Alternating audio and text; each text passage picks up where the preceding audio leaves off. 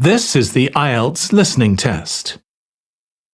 You will hear a number of different recordings, and you will have to answer questions on what you hear. There will be time for you to read the instructions and questions, and you will have a chance to check your work. All the recordings will be played once only. The test is in 4 parts. At the end of the test, you will be given 10 minutes to transfer your answers to the answer sheet. Now turn to Part 1.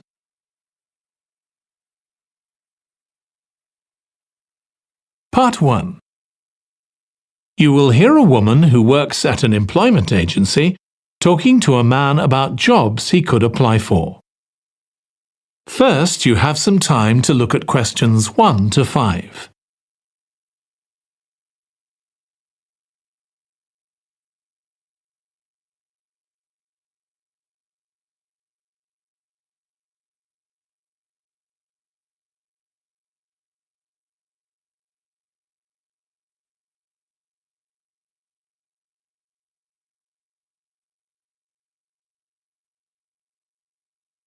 Now listen carefully and answer questions 1 to 5.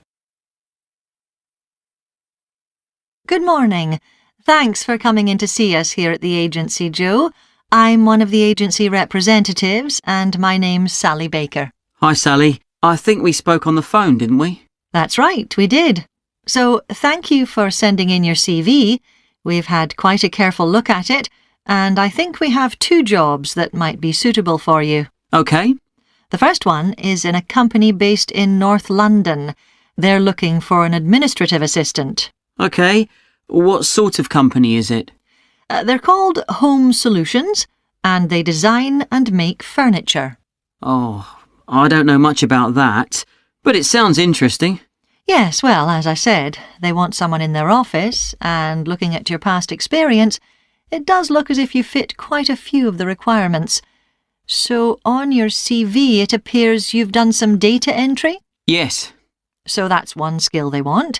Then they expect the person they appoint to attend meetings and take notes there. OK. I've done that before, yes. And you need to be able to cope with general admin. Filing and keeping records and so on. That should be OK. And in my last job, I also had to manage the diary. Excellent. That's something they want here too. I'd suggest you add it to your CV. I don't think you mentioned that, did you? No. So, as far as the requirements go, they want good computer skills, of course, and they particularly mention spreadsheets. That should be fine.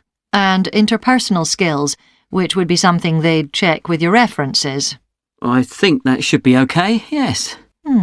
Then they mention that they want someone who is careful and takes care with details.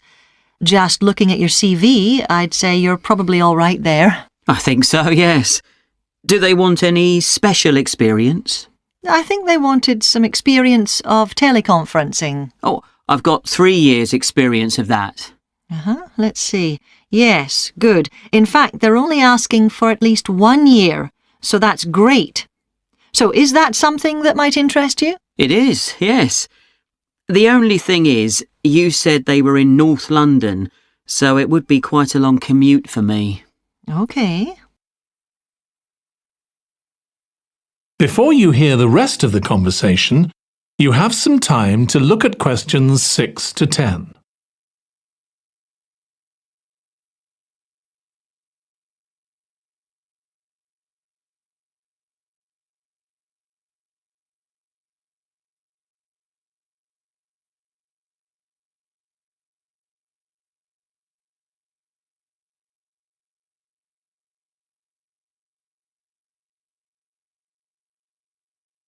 Now listen and answer questions 6 to 10. So the second position might suit you better as far as the location goes. That's for a warehouse assistant, and that's in South London. Yes, that would be a lot closer. And you've worked in a warehouse before, haven't you? Yes. So as far as the responsibilities for this position go, They want someone who could manage the stock, obviously, and also deliveries. That should be okay. You've got to keep track of stuff, but I've always been quite good with numbers. Good. That's their first requirement. And they want someone who's computer literate, which we know you are. Sure. Then they mention organisational skills. They want someone who's well organised. Yes, I think I am. And tidy? Yes, they go together really, don't they? Sure. Then the usual stuff. They want someone who can communicate well, both orally and in writing. Okay. And for the last warehouse job I had, one of the things I enjoyed most was being part of a team. I found that was really essential for the job. Excellent. Yes, they do mention that they want someone who's used to that, yes. Now, when you were working in a warehouse last time, what sorts of items were you dealing with? It was mostly bathroom and kitchen equipment, sinks and stoves and fridges. So you're okay moving heavy things? Sure, I'm quite strong and I've had the training. Good. Now, as far as experience goes, they mention they want someone with a licence and that you have experience of driving in London, so you can cope with the traffic and so on. Yes, no problem. And you've got experience of warehouse work. And the final thing they mention is customer service. I think, looking at your CV, you're okay there. Right. So, what about pay? Can you tell me a bit more about that, please? That is the end of part 1. You now have 1 minute to check your answers to part 1.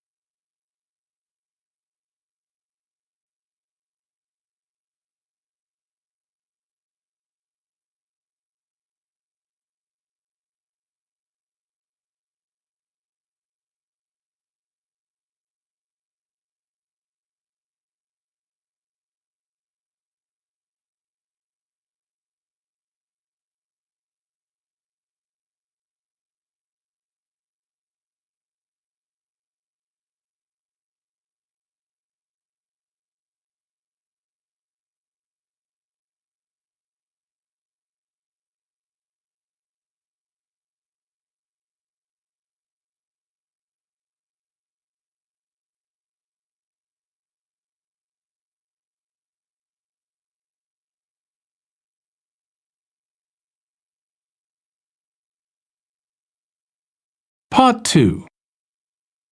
You will hear a woman called Alice Riches talking on the radio about a scheme which involves closing streets to traffic to allow children to play.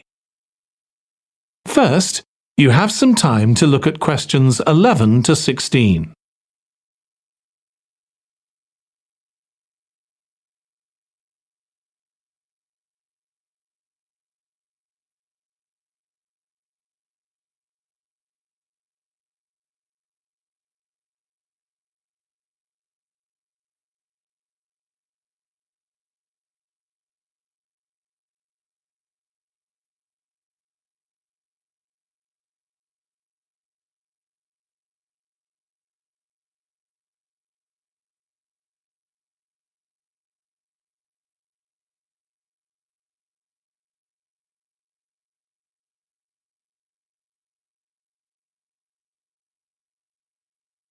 Now listen carefully and answer questions 11 to 16. My guest on the show today is Alice Riches, who started the Street Play scheme where she lives in Beechwood Road. For those of you that don't already know, Street Play involves local residents closing off their street for a few hours so that children have a chance to play in the streets safely. She started it in her own street, Beechwood Road, and the idea caught on. And there are now street play schemes all over the city. So when did you actually start the scheme, Alice? Well, I first had the idea when my oldest child was still a toddler. So that's about 6 years ago now. But it took at least 2 years of campaigning before we were actually able to make it happen. So the scheme's been up and running for 3 years now. We'd love to be able to close our road for longer, for the whole weekend, from Saturday morning until Sunday evening, for example. At the moment, it's just once a week. But when we started, it was only once a month. But we're working on it. So what actually happens when Beechwood Road is closed? We have volunteer wardens, mostly parents, but some elderly residents too, who block off our road at either end. The council have provided special signs, but there's always a volunteer there to explain what's happening to any motorists. Generally, they're fine about it. We've only had to get the police involved once or twice. Now, I should explain that the road isn't completely closed to cars, but only residents' cars are allowed. If people really need to get in or out of Beechwood Road, it's not a problem as long as they drive at under 20 kilometres per hour. But most people just decide not to use their cars during this time, or they park in another street. The wardens are only there to stop through traffic. So can anyone apply to get involved in street play? Absolutely. We want to include all kids in the city, especially those who live on busy roads. It's here that demand is greatest. Obviously, there isn't such demand in wealthier areas where the children have access to parks or large gardens, or in the suburbs where there are usually more places for children to play outside.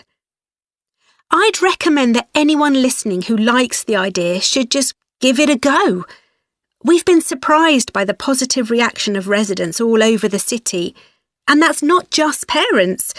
There are always a few who complain, but they're a tiny minority. On the whole, everyone is very supportive and say they're very happy to see children out on the street, even if it does get quite noisy. Before you hear the rest of the conversation, you have some time to look at questions 17 to 20.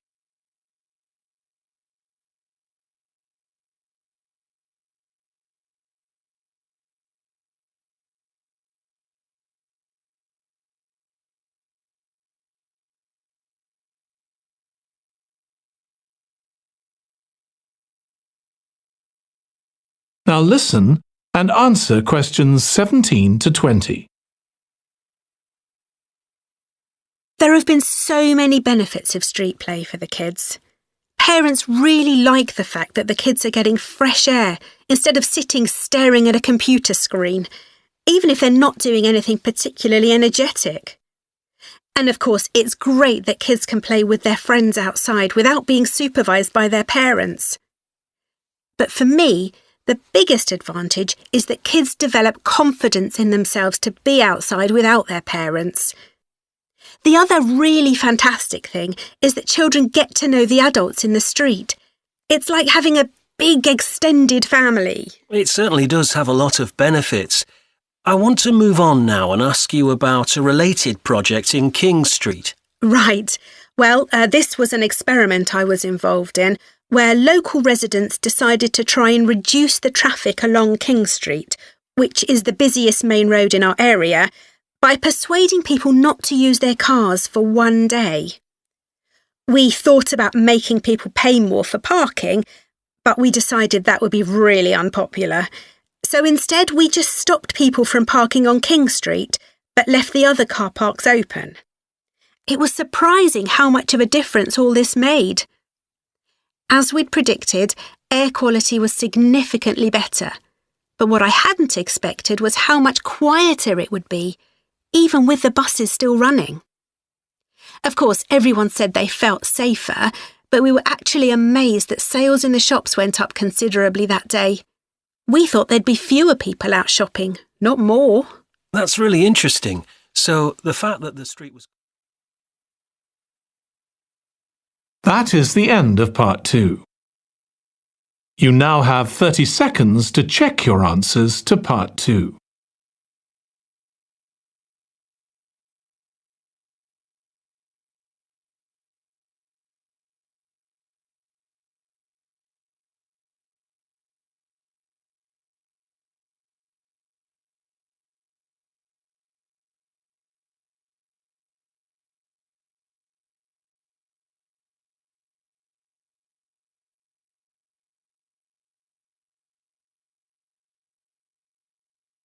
Part 3.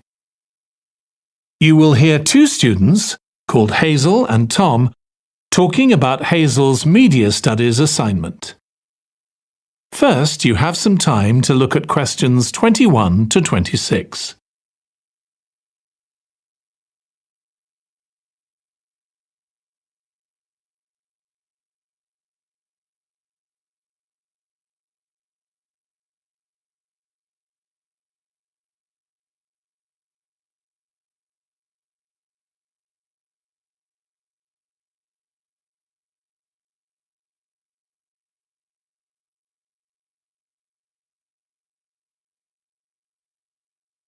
Now listen carefully and answer questions 21 to 26. Tom, could I ask you for some advice, please? Yes, of course. If you think I can help. What's it about? It's my first media studies assignment, and I'm not sure how to go about it. You must have done it last year. Is that the one comparing the coverage of a particular story in a range of newspapers? That's right. Oh, yes. I really enjoyed writing it. So, what sort of things do I need to compare? Well, there are several things. For example, there's the question of which page of the newspaper the item appears on. You mean because there's a big difference between having it on the front page and the bottom of page 10, for instance? Exactly. And that shows how important the editor thinks the story is. Then there's the size. How many column inches the story is given. How many columns it spreads over. And I suppose that includes the headline. It certainly does. It's all part of attracting the reader's attention. What about graphics? Whether there's anything visual in addition to the text? Yes, you need to consider those too, because they can have a big effect on the reader's understanding of the story. Sometimes a bigger effect than the text itself. Then you'll need to look at how the item is put together. What structure is it given? Bear in mind that not many people read beyond the first paragraph.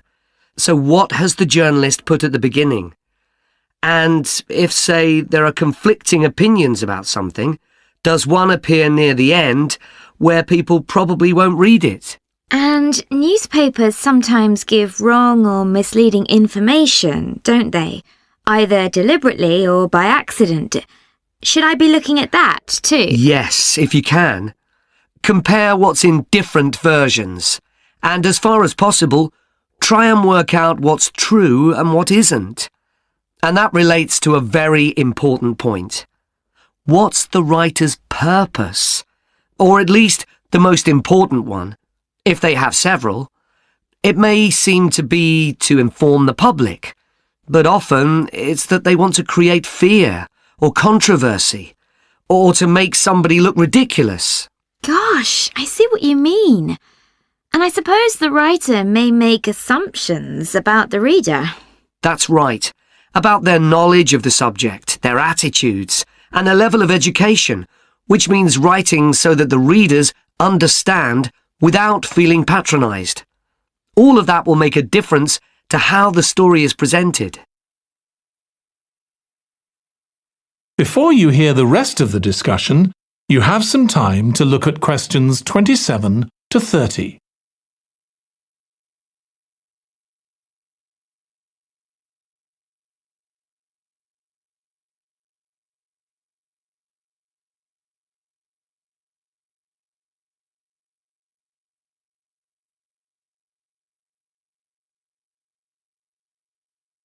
Now listen and answer questions 27 to 30. Does it matter what type of story I write about? No. National or international politics, the arts, anything, as long as it's covered in 2 or 3 newspapers. Though, of course, it'll be easier and more fun if it's something you're interested in and know something about. And on that basis, a national news item would be worth analysing.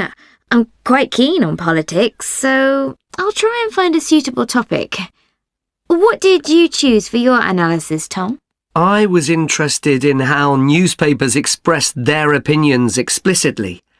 So I wanted to compare editorials in different papers, but when I started looking, I couldn't find two on the same topic that I felt like analysing.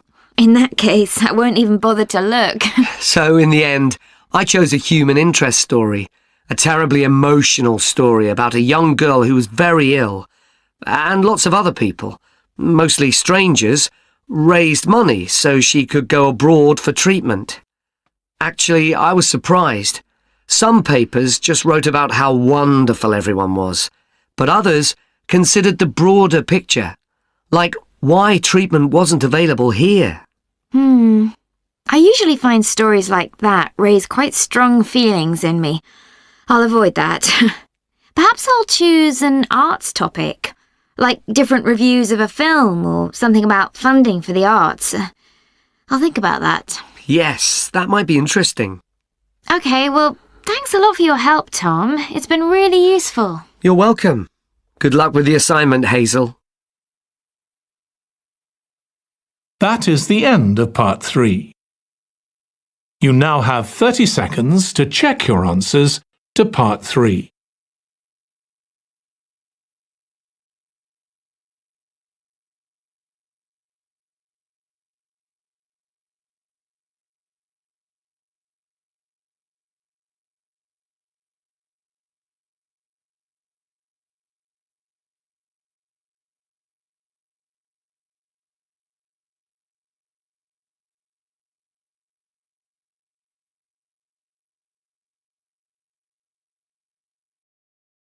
Part 4. You will hear part of a lecture on the early history of keeping clean. First, you have some time to look at questions 31 to 40.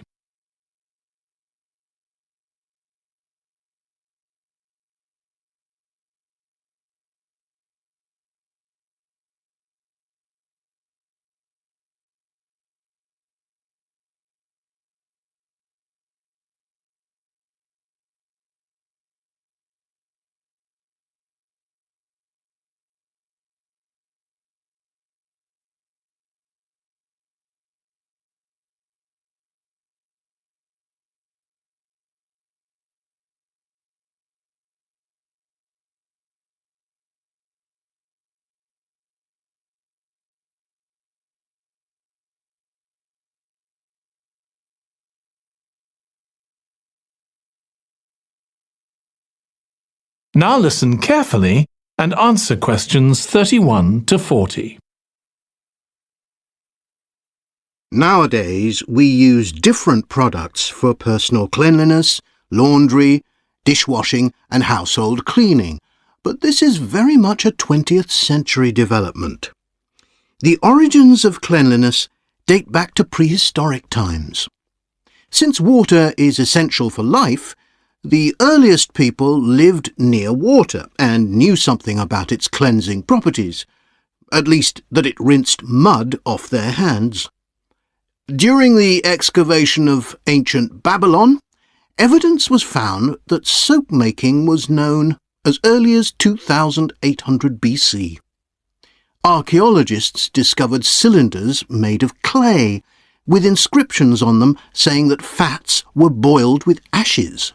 This is a method of making soap, though there's no reference to the purpose of this material.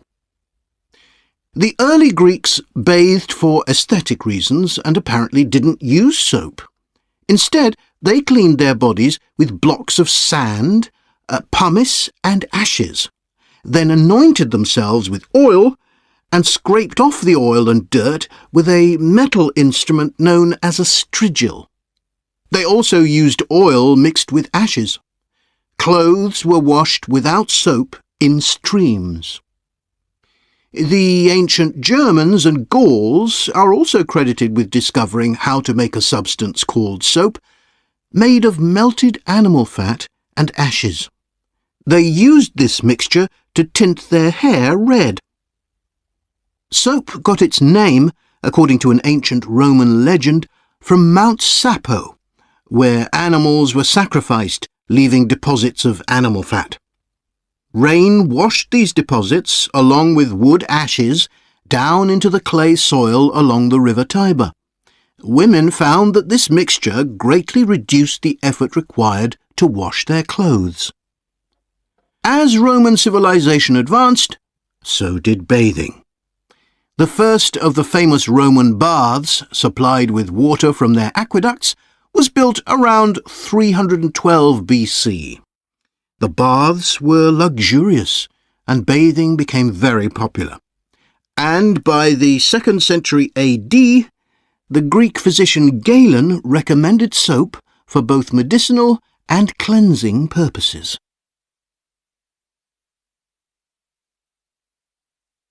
After the fall of Rome in 467 AD and the resulting decline in bathing habits, much of Europe felt the impact of filth on public health. This lack of personal cleanliness and related unsanitary living conditions were major factors in the outbreaks of disease in the Middle Ages, and especially the Black Death of the 14th century. Nevertheless, soap-making became an established craft in Europe, and associations of soap-makers guarded their trade secrets closely. Vegetable and animal oils were used with ashes of plants, along with perfume, apparently for the first time. Gradually, more varieties of soap became available for shaving and shampooing, as well as bathing and laundering. A major step toward large-scale commercial soap-making occurred in 1791, when a French chemist, Nicolas Leblanc, patented a process for turning salt into soda ash, or sodium carbonate. Soda ash is the alkali obtained from ashes that combines with fat to form soap. The Leblanc process yielded quantities of good quality, inexpensive soda ash. Modern soap making was born some 20 years later, in the early 19th century, with the discovery by Michel Eugène Chevreul, another French chemist, of the chemical nature and relationship of fats, glycerine, and fatty acids. His studies established the basis for both fat and soap chemistry, and soap making became a science. Further developments during the 19th century made it easier and cheaper to manufacture soap. Until the 19th century, soap was regarded as a luxury item and was heavily taxed in several countries. As it became more readily available, it became an everyday necessity, a development that was reinforced when the high tax was removed. Soap was then something ordinary people could afford, and cleanliness standards improved. With this widespread use came the development of milder soaps for bathing and soaps for use in the washing machines that were available to consumers by the turn of the 20th century. That is the end of Part 4. You now have 1 minute to check your answers to Part 4.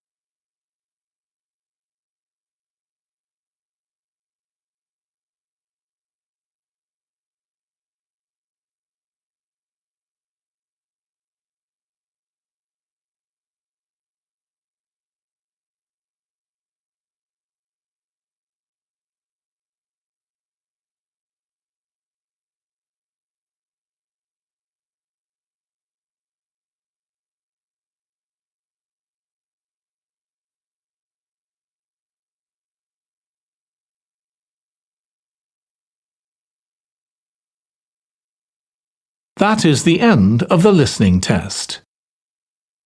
In the Ielts test, you would now have 10 minutes to transfer your answers to the answer sheet.